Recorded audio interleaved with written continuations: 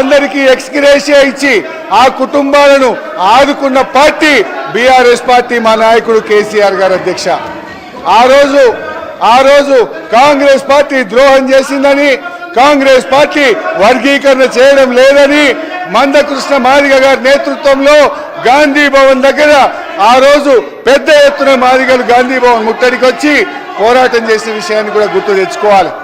ఆ రోజు అమరులైన కుటుంబాలను కేసీఆర్ గారి ప్రభుత్వం ఆ కుటుంబాలను ఆదుకున్నది తప్ప గతంలో ఉన్న కాంగ్రెస్ ప్రభుత్వం ఆ పాపం అమరులైనటువంటి మాదిగ నేతలను పట్టించుకోకుండా వారికి అన్యాయం చేసినటువంటి పార్టీ కాంగ్రెస్ పార్టీ.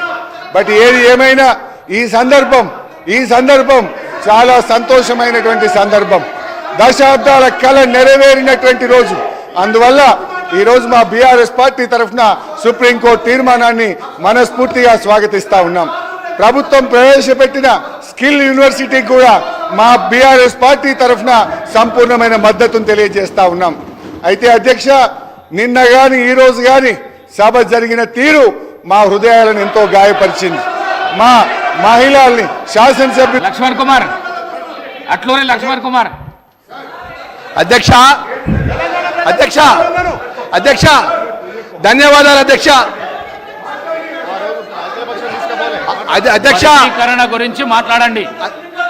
వర్గీకరణ గురించి మాట్లాడండి. అధ్యక్ష, 10 సంవత్సరాలు అవకాశం ఇచ్చినందుకు ధన్యవాదాలు అధ్యక్ష.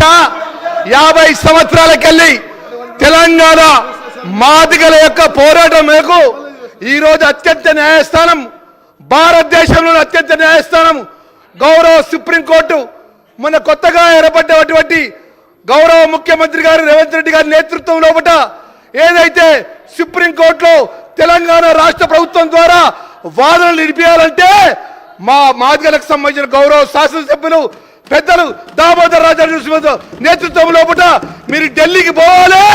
ఢిల్లీకి పోయి తెలంగాణ ప్రాంతం ఉన్నటువంటి మన బాధితుల యొక్క వాదన నిలిపియాలని చెప్పేసి ముఖ్యమంత్రి గారు ఆదేశించిన వెంటనే దామోదర్ రాజా నరసింహ గారి నేతృత్వం లోపల మేము ఉన్నటువంటి గౌరవ మాదిగ శాసనసభ్యులందరం కూడా కలిసి ఢిల్లీకి పోయినాం. ఇక్కడ ఉన్న అడ్వకేట్ జనరల్ సుదర్శన్ రెడ్డి గారితో సుమారు 3 గంటలు మేమందరం గౌరవ శాసనసభ్యులందరం మాట్లాడడం జరిగింది.